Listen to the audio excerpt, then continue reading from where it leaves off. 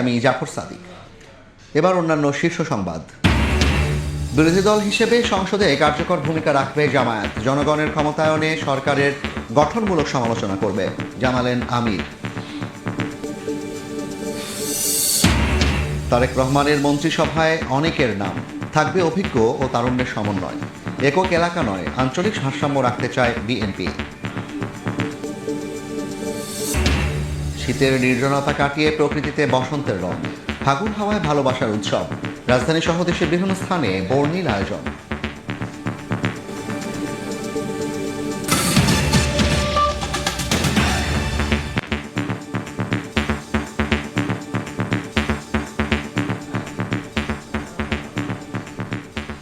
নির্বাচনের জয় গণতন্ত্রকামী মানুষকে উৎসর্গ করলেন বিএনপি চেয়ারম্যান তারেক রহমান।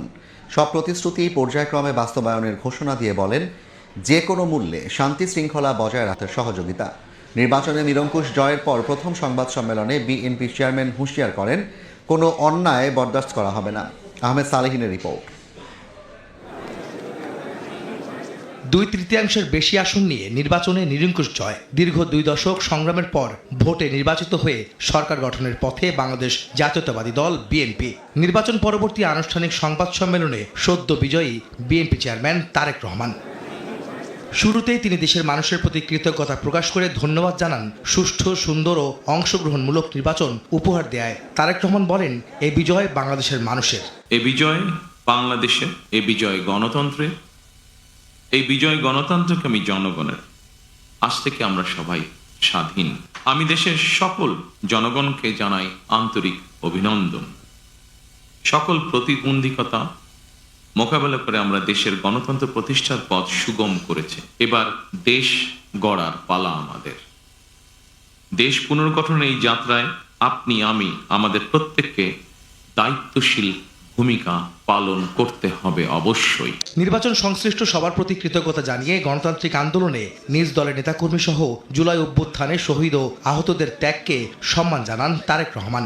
ফ্যাসিবাদের রেখে যাওয়া ভঙ্গুর অর্থনীতি, অকার্যকর করে দেওয়া সাংবিধানিক এবং বিধিবদ্ধ প্রতিষ্ঠান এবং দুর্বল আইন শৃঙ্খলা পরিস্থিতি, এমন একটি পরিস্থিতির মধ্যে দিয়ে আমরা যাত্রা শুরু করতে যাচ্ছি। আপনাদের স্বতঃস্ফূর্ত অংশগ্রহণের 1.5 দশকেরও বেশি সময় পর দেশে পুনরায় জনগণের সরাসরি ভোটে জনগণের কাছে জবাবদিহিমূলক সংসদ এবং সরকার প্রতিষ্ঠিত হতে যাচ্ছে। সব প্রতিশ্রুতি পর্যায়ক্রমে বাস্তবায়ন করা হবে। দেশ পরিচালনায় সব দল ও মতের মানুষের সহযোগিতা চান তারেক রহমান। বলেন, এবার জনগণের বিশ্বাস ও ভালোবাসার প্রতিদান দেওয়ার পালা। নির্বাচন অংশগ্রহণকারী প্রতিটি গণতান্ত্রিক রাজনৈতিক দলগুলোর প্রতি আহ্বান জানাই, দেশ গঠনে আপনাদের চিন্তা ভাবনা আমাদের কাছে অত্যন্ত গুরুত্বপূর্ণ। আমাদের পথ এবং মত ভিন্ন থাকতে পারে, কিন্তু দেশের সাথে আমরা সবাই এক। আমি বিশ্বাস করি জাতীয় ঐক্য আমাদের শক্তি, বিভাজন আমাদের দুর্বলতা। নোট অফ ডিসেন্ট সহ সই করা জুলাই সনদ বাস্তবায়নে তার দল প্রতিশ্রুতিবদ্ধ বলে জানান তারেক রহমান। কয়েকটি বিষয়ে নোট অফ ডিসেন্ট দিয়ে বিএনপি জুলাই সনদেও স্বাক্ষর করেছে। আমরা জনগণের কাছে প্রতিশ্রুতিবদ্ধ, প্রত্যাশিত প্রতিটি অঙ্গীকার পর্যায়ক্রমিকভাবে বাস্তবায়ন করব ইনশাআল্লাহ। বিএনপি চেয়ারম্যান বলেন, কোনো অন্যায় বা বেআইনি কাজ বরদাস্ত করা হবে না। বিরোধ যেন প্রতিহিংসায় রূপ না নেয়, সেজন্য সবার প্রতি আহ্বান জানান তিনি। জানান, সবার জন্য আইন হবে সমান। নির্বাচনোত্তর বাংলাদেশে যাতে কোথাও কোনো অপ্রীতিকর ঘটনা না ঘটে, এই জন্য শত উস্কানির মুখেও আমি সারা বাংলাদেশে বিএনপির সর্বস্তরের নেতাকর্মীদের শান্ত এবং সতর্ক থাকার আহ্বান জানাচ্ছি। আমার বক্তব্য স্পষ্ট, যে কোনো মূল্যে অবশ্যই শান্তি এবং শৃঙ্খলা বজায় রাখতে হবে। কোনো রকমের অন্যায় কিংবা বেআইনি কর্মকাণ্ড আমরা বরদাস্ত করব না। দলমত, ধর্ম, বর্ণ কিংবা ভিন্নমত যাই থাকুক, কোনো অজুহাতে অবশ্যই দুর্বলের উপরে সবলের আক্রমণ আমরা মেনে নেব না। সাংবাদিকদের প্রশ্নের জবাবে তারেক রহমান বলেন, নির্বাচনে জিততে জনগণের মন জয় করাই ছিল বিএনপির মূল লক্ষ্য। আওয়ামী লীগ ইস্যুতেও কথা বলেন বিএনপি চেয়ারম্যান। ভারতের সাথে সম্পর্ক প্রসঙ্গে বলেন, দেশের স্বার্থ রক্ষা করাই হবে সব দেশের সাথে সম্পর্ক। 200-র বেশি আসন পাওয়ার জন্য আপনাকে কোনো ইঞ্জিনিয়ারিং করতে হইল কিনা? জনগণকে কনভিন্স করাটাই হচ্ছে আমাদের ইঞ্জিনিয়ারিং। আমাদের যে ইঞ্জিনিয়ারিংটা ছিল সেটা হচ্ছে জনগণকে আমাদের পক্ষে নিয়ে আসা। সেটাতে আলহামদুলিল্লাহ আমরা সফল হয়েছি। জনগণকে কনভিন্স করে একটি সুষ্ঠু সুন্দর পরিবেশ এনশিওর করাটাই ছিল আপনার প্রথম প্রশ্নের উত্তর। We have cleared ourselves regarding the foreign policy, which is the interest of Bangladesh and the interest of Bangladeshi people comes first. ফ্যাসিবাদের হাত থেকে দেশকে রক্ষা করতে সবাইকে ঐক্যবদ্ধ থাকার আহ্বান জানান বিএনপি চেয়ারম্যান। আর কোনো অপশক্তি যাতে দেশে ফ্যাসিবাদ কায়েম করতে না পারে, দেশকে তাবেদার রাষ্ট্রে পরিণত করতে না পারে, এজন্য আমরা সকলে ইনশাআল্লাহ ঐক্যবদ্ধ থাকব এবং থাকতে হবে। আহমেদ সাদ। নতুন প্রধানমন্ত্রী ও মন্ত্রিসভার সদস্যদের রাষ্ট্রপতি মোহাম্মদ শাহাবুদ্দিন শপথ পড়াবেন বলে জানিয়েছেন মন্ত্রিপরিষদ সচিব। নবনির্বাচিত সংসদ সদস্যদের কে শপথ পড়াবেন তা জানাবে সংসদ সচিবালয়। মন্ত্রিসভার সদস্যদের জন্য প্রস্তুত করা হচ্ছে গাড়ি। শপথ অনুষ্ঠানে 1000 দেশি বিদেশি অতিথিকে আমন্ত্রণ করা হবে বলেও জানিয়েছেন সচিব। 17 তারিখের মধ্যে তাদের শপথ গ্রহণ হবে। এই শপথ গ্রহণের পরে এই নির্বাচনে অংশগ্রহণকারী দল তাদের নিজস্ব সংসদ সদস্যদের নেতা নির্বাচন করবেন। স্পিকার বা ডেপুটি স্পিকার বা তাদের মনোনীত কেউ এটা দিতে পারেন। তারা যদি কোনো মনোনয়ন না দিতে পারেন তাহলে সরকার থেকে আর কাউকে মনোনয়নের ব্যবস্থা করা হতে পারে। সেক্ষেত্রে প্রধান বিচারপতি অথবা প্রধান নির্বাচন কমিশনার তিনিও এই শপথ গ্রহণ অনুষ্ঠান পরিচালনা করতে পারেন। ত্রয়োদশ জাতীয় সংসদ নির্বাচন ও গণভোটের ফলাফলের গেজেট প্রকাশ করেছে ইসি। 16-17 ফেব্রুয়ারির মধ্যেই নবনির্বাচিতদের শপথ অনুষ্ঠান হবে বলে জানিয়েছেন প্রধান উপদেষ্টা প্রেস সচিব শফিকুল আলম। কাজ খুব দ্রুত গতিতে চলছে। চিফ অ্যাডভাইজার কালকেও কাজ করেছেন, আজকেও চিফ অ্যাডভাইজার কাজ করছেন এবং পুরো টিম কাজ করছে, ক্যাবিনেট কাজ করছে স্মুথ ট্রানজিশনের জন্য। খুব দ্রুত শপথ সম্পূর্ণ হবে, আর খুব দেরি হলেও এটা 16 বা 17 তারিখ, এর পরে যাবে না। কেমন হবে নতুন প্রধানমন্ত্রী তারেক রহমানের মন্ত্রিসভা, তা নিয়ে চলছে নানা জল্পনা। সামনে আসছে অনেকের নাম। ইঙ্গিত মিলছে অভিজ্ঞ ও তারুণ্যের সমন্বয়ে হতে পারে নতুন মন্ত্রিসভা। একক এলাকা নয়, মন্ত্রিসভায় আঞ্চলিক ভারসাম্য রাখতে চায় বিএনপি। বিস্তারিত তুলে ধরছেন ফারুক ভূঁইয়া রাবি। ত্রয়োদশ জাতীয় সংসদ নির্বাচনে 2/3 সংখ্যাগরিষ্ঠতা নিয়ে 2 দশক পর সরকার গঠন করতে যাচ্ছে বিএনপি। সংখ্যাগরিষ্ঠ দলের নেতা হিসেবে, সরকার প্রধান বা প্রধানমন্ত্রী হিসেবে শপথের অপেক্ষায় বিএনপি চেয়ারম্যান তারেক রহমান। ভাবী প্রধানমন্ত্রীর সম্ভাব্য মন্ত্রিসভায় কারা থাকছেন তা নিয়ে জল্পনা সব মহলে। দলীয় সূত্র জানাচ্ছে, এবারের মন্ত্রিসভা হবে অভিজ্ঞতা সম্পন্ন প্রবীণ আর দক্ষ তরুণদের মিশেলে। একক কোনো এলাকা নয়, মন্ত্রিসভায় আঞ্চলিক ভারসাম্য রাখতে চায় BNP. Mirza Fakhrul Islam Alamgir, doctor Khandakar Mosharraf Hossain, doctor Moin খানদের মতন প্রবীণ নেতারা মন্ত্রিসভায় থাকবেন নাকি তাদের কেউ বঙ্গভবনের পরবর্তী বাসিন্দা হবেন তা নিয়ে আছে জল্পনা। দলের সর্বোচ্চ নীতি নির্ধারণী ফোরাম স্থায়ী কমিটির সদস্য সালাহউদ্দিন আহমদ, আমির খসরু মাহমুদ চৌধুরী, মির্জা আব্বাস, ইকবাল হাসান মাহমুদ টুকু, গয়েশ্বর চন্দ্র রায়, ডক্টর AJM জাহিদ হোসেনকে বিবেচনা করা হচ্ছে গুরুত্বপূর্ণ মন্ত্রণালয়ের দায়িত্বে। 2001 থেকে 6 সরকারে থাকা অবসরপ্রাপ্ত air vice marshal Altaf Hossain Chowdhury, Barkatullah Bulu, ANM Ehsanul Haque Milon থাকতে পারেন এবারের মন্ত্রিসভায়ও। আলোচনায় আছেন শহীদউদ্দিন চৌধুরী অ্যানি, ইশরাক হোসেন, ডক্টর রেজা কিবরিয়া। জোট সঙ্গীদের মধ্য থেকে আলোচনায় ববি হাজ্জাজ, আন্দালিব রহমান পার্থ, নুরুল হক নূর। নতুন সরকারের সঙ্গে কোনো না কোনোভাবে থাকতে পারেন বিএনপির এবারের নির্বাচন পরিচালনা কমিটির চেয়ারম্যান ও সদস্য সচিব হিসেবে দায়িত্ব পালন করা নজরুল ইসলাম খান, রুহুল কবির রিজভী।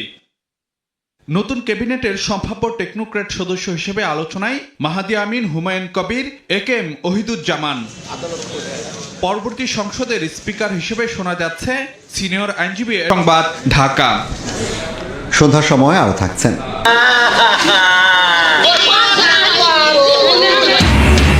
বোনকে উত্ত্যক্তের প্রতিবাদ করায় ভাইকে ছুরিকাঘাত। বগুড়ায় বখাটের হাতে প্রাণ গেল তরুণের। তো অভিযুক্তকে ধরতে অভিযান, দৃষ্টান্তমূলক শাস্তি দাবি। বিরোধী দল হিসেবে সংসদে কার্যকর ভূমিকা রাখবে জামায়াত। জনগণের ক্ষমতায়নে সরকারের গঠনমূলক সমালোচনা করবে বলে জানিয়েছেন দলটির আমির ডাক্তার শফিকুর রহমান। বলেন, জুলাইয়ের চেতনা সমুন্নত রাখতে এবং নাগরিক অধিকার আদায়ে অগ্রণী ভূমিকা রাখবে তার দল। বিস্তারিত শফিক মুন্সির প্রতিবেদনে। গণঅভ্যুত্থান অভ্যুত্থানের পর প্রথম জাতীয় নির্বাচন। অংশগ্রহণমূলক এমন নির্বাচনের দাবিতেই দীর্ঘ ১.৫ দশক রাজনৈতিক লড়াই করেছে বাংলাদেশ জামায়াত ইসলামী। হিসেব অনুযায়ী নির্বাচনে ৬৮ আসনে জয়ী হয়েছে দলটির প্রার্থীরা। মোট ৭৭ আসনে বিজয় লাভ করেছে জামায়াত নেতৃত্বাধীন ১১ দলীয় জোট। নির্বাচনী ফলাফল প্রকাশের পর সময় সংবাদের মুখোমুখি হন জামায়াত আমির। জানান দল নিয়ে তার আগামী দিনের পরিকল্পনার কথা। বলেন জনগণের কণ্ঠস্বর হয়ে সংসদে ভূমিকা রাখবে জামায়াত। সরকারের গঠনমূলক সমালোচনা করে শক্তিশালী করবে গণতন্ত্র। যেহেতু আমাদের সরকার গঠনের এবার অন্তত সে সম্ভাবনা নাই, সবাই বুঝতেছি। দেশের বৃহত্তর স্বার্থে আমরা মনে করি যে যেটুকু আমরা পেয়েছি এইটা দিয়ে আমরা দেশের সেবা করতে পারবো এবং উদাহরণ আমরা সেট করতে পারবো। আমরা দেশের স্বার্থে যদি সরকার কোনো উদ্যোগ নেয় আমরা সমর্থন করব। আবার যদি দেশ এবং জনগণের স্বার্থ বিঘ্নিত হয় আমরা কোনোদিন তর্কবাহগিরি করি নাই, আমরা করব না। সংসদে গেলেও সরকারের অতিরিক্ত কোনো সুবিধা নেবে না জামায়াতের এমপিরা। স্থানীয় জনগণের পাশে থেকে এলাকার উন্নয়নে নিজেদের উজাড় করে দেবে বলেও জানান ডাক্তার শফিকুর রহমান। আমাদের নৈতিক যে দায়িত্ব, দেশবাসীর প্রতি যে দায়বদ্ধতা আছে, বিরোধী দল তো দায়বদ্ধতা মুক্ত নয়। হয়তো সরকারি সুযোগ সুবিধা, সিদ্ধান্ত গ্রহণ, বাস্তবায়ন এগুলো অনেক কিছু আমাদের হাতে থাকবে না, কিন্তু তারপরেও জনগণের জন্য কাজ করার সুযোগ তো আমাদের থাকবে। আমাদের ১ নম্বর অগ্রাধিকার হচ্ছে জনগণ, ২ নম্বর অগ্রাধিকার হচ্ছে জনগণ, ৩ নম্বর অগ্রাধিকার জনগণকে নিয়েই আমাদের সবকিছু হবে ইনশাআল্লাহ। আমরা আগেই বলেছি আমাদের ইশতেহারে বক্তব্যে যে আমরা এমন বক্তব্য দিব না যেটা আমরা মানতে পারবো না বা মানব না। আমরা যা বলেছি ইনশাআল্লাহ আমরা এটা মানব উইথ ফুল কনফিডেন্স। যে কোনো ধরনের প্রতিহিংসা বর্জন করে দেশের সকল নাগরিকদের শান্তিপূর্ণ সহাবস্থান নিশ্চিতে জামায়াত ভূমিকা রাখবে বলেও প্রত্যয় ব্যক্ত করেন দলটির প্রধান। ভালো কাজে আমাদের সমর্থন, মন্দ কাজে আমাদের প্রতিবাদ। শফিক মুন্সি, সময় সংবাদ। কাল Bharat Pakistan super clasico sold out high voltage ম্যাচের টিকিট ৩ থেকে ৪ গুণ বেড়েছে হোটেল ও বিমানের ভাড়া। বাসন্তী রঙে ঋতুরাজকে বরণ করে নিল রাজধানীবাসী। পহেলা ফাল্গুনে ইট পাথরের নগরীকে নতুন রঙে রাঙিয়ে দেখা গেল নতুনের আবাহন। ফাগুন হাওয়ায় ভালোবাসা উৎসবে মাতোয়ারা নানা বয়সী মানুষ। নির্বাচনের রেশ কাটতে না কাটতেই দেশ জুড়ে নতুন উৎসবের আমেজ, প্রকৃতিতে নবপ্রাণের স্পন্দন। নাচ, গান ও সুরের তালে বরণ করে নেওয়া হয় ঋতুরাজকে। মঞ্চ থেকে ভেসে আসা সুরের মূর্ছনা, কথামালায়ও বসন্ত আবাহন। শনিবার সকালে আগারগাঁওয়ের মুক্তিযুদ্ধ জাদুঘরে নানা আয়োজনে চলে বসন্ত বরণ।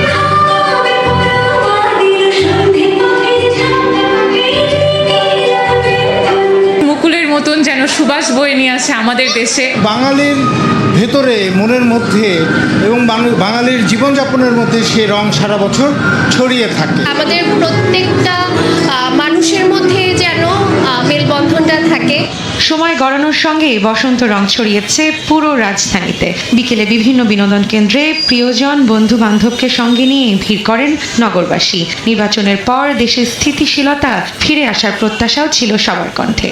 নির্বাচন সুস্থ হয়েছে, সব মানুষের মধ্যে একটা প্রশান্তি আছে।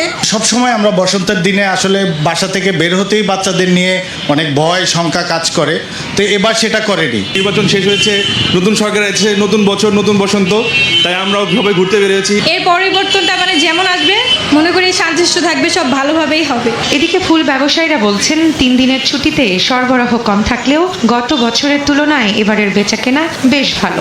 নির্বাচনের পরের দিন তো মানুষ মনে হচ্ছে যে কি জানি কি হবে, সেই জন্য মালটা আসতে পারে নাই। আমরা আসলে ওই পরিমাণ ফুলটা কিনতে পারিনি, কিন্তু কাস্টমার আসছে পর্যাপ্ত পরিমাণ, কিন্তু ধরেন বিক্রি করার জন্য যে প্রয়োজনীয় ফুল সেটা আমাদের কাছে কম। প্রকৃতির পালা বদলে নতুন কিছু প্রত্যয়ে সামনে এগিয়ে যেতে চান সবাই। এবার উৎসবমুখর মানুষের কণ্ঠে উঠে এসেছে এক ভিন্ন বার্তা। নির্বাচনের মধ্য দিয়ে দেশের রাজনীতিতে যে পরিবর্তন এসেছে, বসন্তের আগমন যেন সেই পরিবর্তনের প্রতীক। বসন্তের এই সতেজতা এবং নতুনত্ব যেন সারা বছর দেশ ও জাতির ওপর বিরাজ করে, এমনটাই প্রত্যাশা সাধারণ মানুষের। অজ্ঞাত পরিচয়ের মরদেহে ভরে উঠেছে গাজার গণকবর। স্থানীয় সময় শুক্রবার রেড ক্রসের মাধ্যমে 53টি মরদেহ এবং প্রায় 86 ব্যাগ মানবদেহের অংশ হস্তান্তর করা হয়। এদিকে আগামী 19 ফেব্রুয়ারি ওয়াশিংটনে বোর্ড অব পিস বৈঠকে গাজা নিয়ে নতুন পরিকল্পনার ইঙ্গিত দিয়েছে যুক্তরাষ্ট্র। অন্যদিকে জাকার্তায় মার্কিন দূতাবাসের সামনে বিক্ষোভ করে বোর্ড অব পিসে ইন্দোনেশিয়ার যোগদানের সিদ্ধান্তে নিন্দা জানান ফিলিস্তিনপন্থীরা। ভারত পাকিস্তান সুপার ক্লাসিকো ম্যাচের উন্মাদনায় ভাসছেন সমর্থকরা। অল্প সময়ের মধ্যেই সোল্ড আউট হয়ে গেছে হাই ভোল্টেজ ম্যাচের সব টিকিট। 3 থেকে 4 গুণ বেড়ে গেছে কলম্বোর হোটেল ও বিমানের ভাড়া। কলম্বোর প্রেমাদাসা স্টেডিয়ামে বসে খেলা দেখতে চান বেশিরভাগ দর্শক। ভারত পাকিস্তান ম্যাচ দিয়ে আবারও চাঙ্গা হয়ে উঠবে শ্রীলঙ্কার পর্যটন শিল্প, আশা দেশটির ক্রিকেট বোর্ড ও সরকারের। এ পর্যায়ের শীর্ষ সংবাদগুলো জানিয়ে দিচ্ছে আরেকবার। নির্বাচনের জয় গণতন্ত্রকামী মানুষকে উৎসর্গ করলেন তারেক রহমান। সব প্রতিশ্রুতি পর্যায়ক্রমে বাস্তবায়নের ঘোষণা, যে কোনো মূল্যে শান্তি শৃঙ্খলা রক্ষায় জোর। সোম মঙ্গলবারের মধ্যে নির্বাচনে বিজয়ীদের শপথ, প্রধানমন্ত্রী ও মন্ত্রীদের শপথ পড়াবেন রাষ্ট্রপতি। অভিজ্ঞ ও তারুণ্যের মিশেলে হচ্ছে বিএনপির মন্ত্রিসভা। এবং বিরোধী দল হিসেবে সংসদে কার্যকর ভূমিকা রাখবে জামায়াত। সরকারের গঠনমূলক সমালোচনায় গণতন্ত্র শক্তিশালী করার আশা আমিরের। জুলাইয়ের চেতনা সমুন্নত রাখার প্রত্যয়।